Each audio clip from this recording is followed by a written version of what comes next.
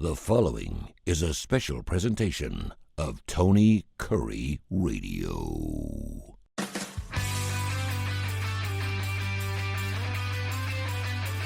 We do two shows every single week right here on TKR. You can find them right here on our YouTube channel or wherever you hear your podcast. And we greatly appreciate you coming to our YouTube channel, which are our best numbers here because people like to hear us talk. Mission Mind, put your mind, your mission in your mind, and bite by bite. This week we're talking about corruption, or fighting corruption. Is this fighting corruption in non-for-profits? No, it's not the non-for-profits. So just to orient everybody to this discussion, Feeding America contracts with 200 food banks, of which we're one. And we source food. We just finished our fiscal year. We distributed 29.5 million pounds. So that's over 24.5 million meals. Wow. A lot of food going out. And a lot of food going out to people. And we always get this question about, well, how do you keep people from double dipping, like going to one agency? Because what happens is we don't serve the individuals. We serve agencies, church pantries, other nonprofits who distribute food. So they come get food and they take it. And, you know, when you get into this, you see all sorts of things. Your heart can be so warmed when you give food to somebody who is hungry, knowing that the children are going to go home at night and they're going to get to eat and the family's going to get to eat. And it's just helping them over a tough spot. Your heart really hurts for them and you want to lift them up. And so it can be very rewarding, but it can also be very demoralizing when you see that people will take the opportunity to create side hustles, and it ends up hurting the very ones you're beginning to serve. And most people who don't operate in this area are really surprised by that. One of the things, and I've told this story before, because one of the things I push back on is how quick people are to judge. Like if you're in the middle class, upper middle class, we tend to be very judgmental of those who stand in a food line like they've done something wrong. Like you're lazy, you don't want to work. If you wanted to work, you could go out and do it. And I always give the example, the guy pulling up in the Cadillac. And everybody assumed he was taking advantage of the system, but his wife, he developed a terminal illness. He had to quit his job. She needed full-time care. They were both working at the time. They paid off this vehicle. It was their vehicle. It was a good vehicle, but they find themselves for the first time in their 60s in a food line. So I use that story to really say, let's not judge people when they come to a food line in a nice car that they're taking advantage of the system. Now, there's all sorts of levels. So an individual, we know, can go around and find where every pantry is and can get signed up and, you know, and end up walking out of there with, 10 sacks of groceries. And it looks like each one's reporting. So it looks like you're feeding 5 different families, but it may be, the same folks. And people oftentimes say, well, are they doing that out of need? Or are they doing that? And I said, well, so this isn't across the board, but there's all sorts of things that happen. Sometimes it's out of need. You have a really big family and you just can't get enough. Mm-hmm. And in that case, I'm less concerned about it because they're not trying to hurt the system. They're just trying to get enough to survive. Sure. So I don't get upset about, technically, are they violating some sort of rule? Well, technically, but they're not doing it to gain. They're just doing it to feed their family. I got no issue with that, really. No heartburn with it. What often happens is there's never a government system that's ever been created to serve people like our food stamp system, which is now called SNAP, Supplemental Nutrition Program. There is never been one that's been created that people cannot corrupt. Mm-hmm. In other words, there's no corrupt-proof system. And so I remember growing up, and of course I didn't really know what food stamps were, but I remember there being a book of food stamps and you'd have a 20 or a 10 and a 5. It was literally almost like dollar bills. Mm-hmm. in a little booklet, and you would rip them out and give those, for your groceries. I didn't see it very much, but I did, and kind of understood on some level that this was some sort of government assistance. But they were very concerned about it because it was so easy to manipulate. People saying, "Yeah, I'll sell you these," Yeah. And so they went to these cards, and you get a card, and what happens is I think every 2 weeks. So let's just say, for the sake of argument, I may be oversimplifying this.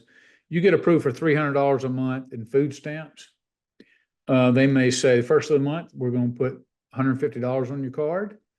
On the 15th, we're going to put another $150. That's kind of how it works.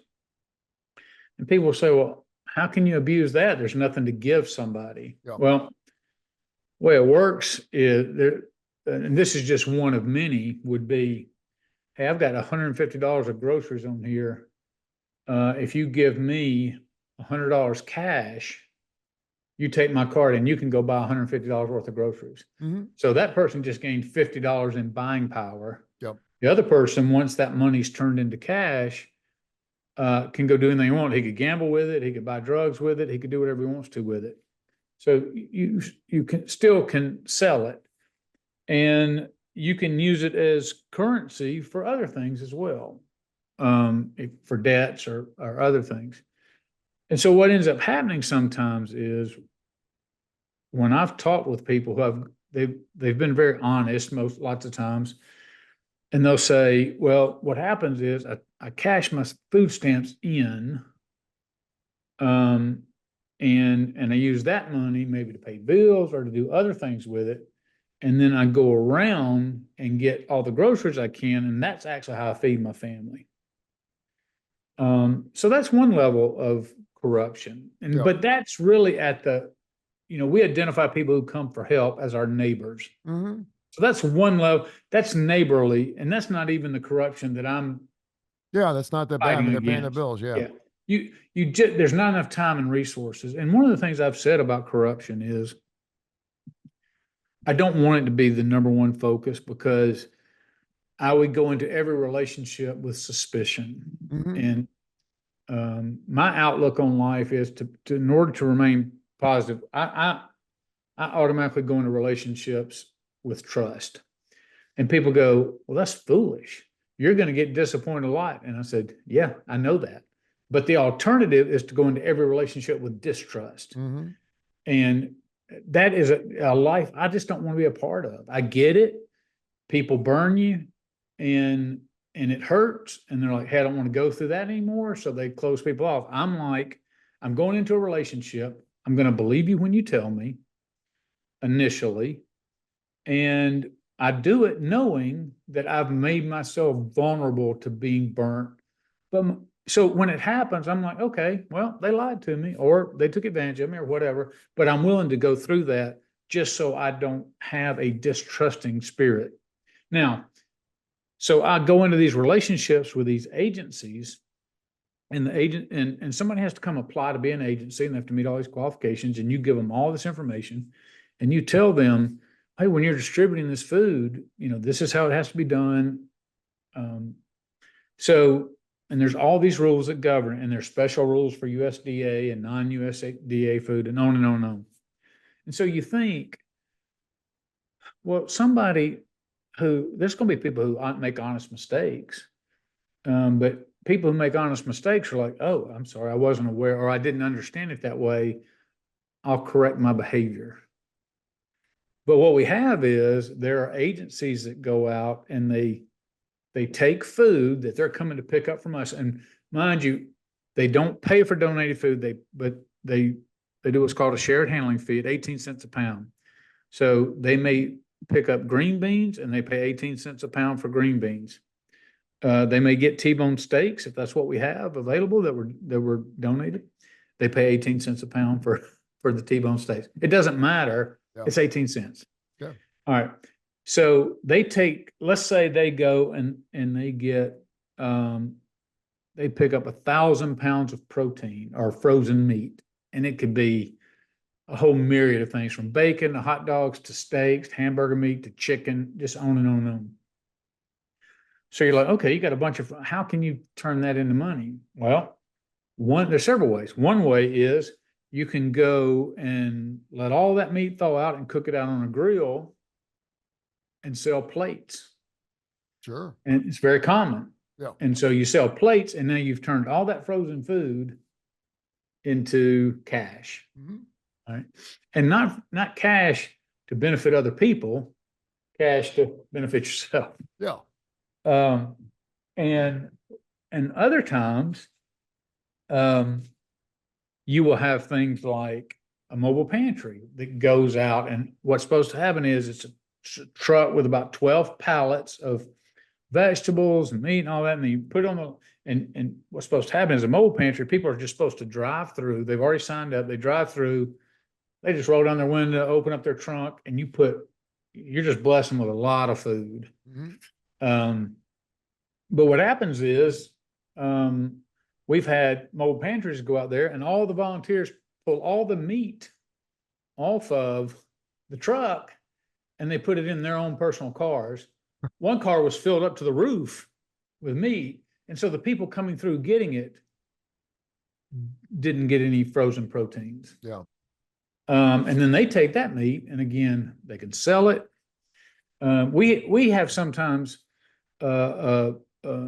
we give out special, we get so much produce sometimes, and so we have extra produce, and we tell agencies, just come up here in the afternoon. You don't even need an appointment, just come up and say, hey, I want your watermelons or whatever. And we'll give you as many as you can take, trusting that you're now going to go out and bless people, give it out to the people, And we've had people come get a tote of watermelons, and we think they're fixing to distribute them out to people. And they go about 8 miles from here and set up on the side of the road and sell those watermelons right out of the back of the truck. You would just not believe all the different ways. Another way they do it is people come in and they're like, yeah, we're serving the community. And then they come in and they'll have a contribution or a donation box right in front. So the implication is, if you want to pick up food, the food's free. We're not charging you for the food, but you see this donation box? If something don't go in that donation box, this will be your last time in the food line. Mm-hmm. So it's constantly saying, look, you got into this business in theory because you care about people who are suffering. This food is for them. If you take the food and use it for any other, if you barter with it, if you sell it, if you make anything on it or trade it for anything, you not only are corrupting our system for personal reasons, but you're hurting the very people of which you promised an oath that you were going to take care of. These people have been entrusted to your church, or they've been entrusted to your organization. And what you're saying is, it's more important to me to go out and create a side hustle and get money. So one of the things we really work to is, we know that there's a network of people out there, and we really are striving to make sure that we are doing as much checking up and as much follow through as absolutely possible. But again, these people we're advocates. We're partners. They're not our adversaries. We're not the police, and they're not the criminal, but there are times where we come across it. So this is the ugly side of it. It's not helping people, is to prevent people from hurting the very people we're trying to help as well. And unfortunately, there is corruption in everything we do. That's right. You're not going to, wherever there's money to be made, it doesn't matter whether it's selling pencils or selling meat. And your story reminds me a lot about what's going on with the Gaza Strip right now, with all this food and all these trucks that are coming out. And obviously Hamas or whoever is the bad person here are just taking loads of the stuff off their truck, and the people that it's obviously going to take care of aren't getting any of it. Or by the time it gets to them, the truck's so empty that it's been picked over. So it's unfortunate, but you don't want to target. And so I don't want to fuel the fire of because there's some Sure. people that are like, well, this is what happens when so they want to eliminate corruption. So they want to cut SNAP because some people are abusing SNAP. And I'm like, or they want to cut whatever because of the possible, or they won't donate to a food bank because some people, but you're dealing with people whose lifestyles are chaotic. But even through that, some will corrupt and others will not. You can't throw the baby out with the bathwater. You can't try to rescue a program and end up hurting the very people you're trying to help. So again, going back to my philosophy is, while I try to get rid of this and we try to do our due diligence, the bottom line is I understand I'm not going to be so drastic in my oversight that it makes it impossible for people. It's so restrictive, it makes it difficult for people who are hungry to get food. So it's a balancing act. It's not a part of my job. I enjoy it because I have to confront agencies. I have to terminate agencies. I have to investigate all that kind of stuff, part of our job. But to give people a full picture of what food banking in the nonprofit space is like, it's just a natural part of it. This is Bite by Bite.